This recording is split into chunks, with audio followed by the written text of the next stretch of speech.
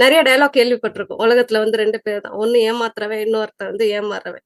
ஆனா என்ன அப்படின்னா, நம்ம வந்து ஓகே நம்ம ஏதோ ஒரு இடத்துக்கு முன்னேறி போயிருவோம் அப்படின்னு நம்ம நெனச்சு, யாரோ ஒருத்தவங்க கைய நம்ம பிடிக்க போற நேரத்துல தான், நம்ம ஏமாத்தப்படுறோம். நம்ம வாழ்க்கையில அந்த ஒரு வலியவே அப்பதான் உணர்றோம். ஸோ இதுதான் வந்து அந்த மித் நம்பர் 1. ஒரு நாள்ல வந்து நம்ம வந்து பாஷா படத்த பார்த்து நானும் டான் அப்படின்ற மாதிரியெல்லாம் கண்டிப்பா ஆயிட முடியாது. ஏன்னா எக்ஸ்போர்ட் அப்படின்றது உண்மையிலே வந்து ஒரு பெரிய விஷயம். ஒரு நம்ம கடல் எவ்வளோ பெருசு இருக்கோ, அந்த மாதிரி உள்ள இருக்கிற அவ்வளோ நுணுக்கங்கள் குட்டி குட்டியா நெறைய இருக்குது. அது எதையுமே வந்து தெரிஞ்சுக்காம ஒரு ஒன் டேல வந்து இத கத்துக்கிறது அப்படின்றது வந்து ரொம்ப கஷ்டமான விஷயம். ஒரு நீச்சல் குளத்துல போயிட்டு, நீச்சல் யாரு வேணாலும் கத்துக் குடுத்துடலாம். அதே இது ஒரு கடலுக்குள்ள போயிட்டு, நம்மள வந்து கத்துக் குடுக்கணும்னு சொல்லும்போது தான் நமக்கு தெரியும். அந்த இடத்துல உண்மையிலேயே நமக்கான படகு யாரு?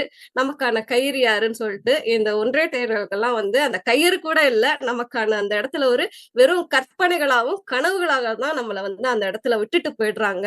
எங்கடா நமக்கு ஒருத்தன் காப்பாத்துறான்னு சொன்னானேன்னு தேடுறோம் அப்படின்னு வச்சுக்கோங்களேன். ஊத்தாப்பம் கிடையாது, இடியாப்பம் அப்படின்ற மாதிரி இப்படின்னு சொல்லிட்டு மறைஞ்சு போயிடுறாங்க.